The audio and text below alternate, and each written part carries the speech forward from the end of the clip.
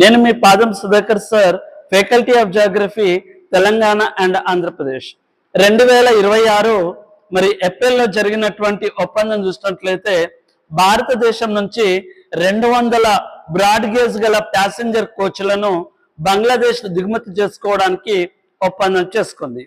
Broad gauge అంటే 2 పట్టాల మధ్య దూరం 1.676 మీటర్ ఉంటే దాన్ని బ్రాడ్ గేజ్ అంటారు.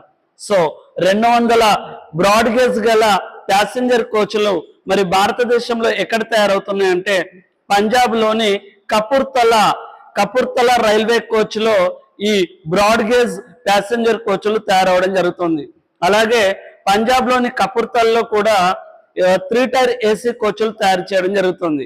సో 2026లో జరిగినటువంటి భారత్ బంగ్లాదేశ్ ఈ ఒప్పందం 2027 సంవత్సరం కల్లా దిగుమతి చేసుకోవాలని ఒప్పందం కుదుర్చుకుంది.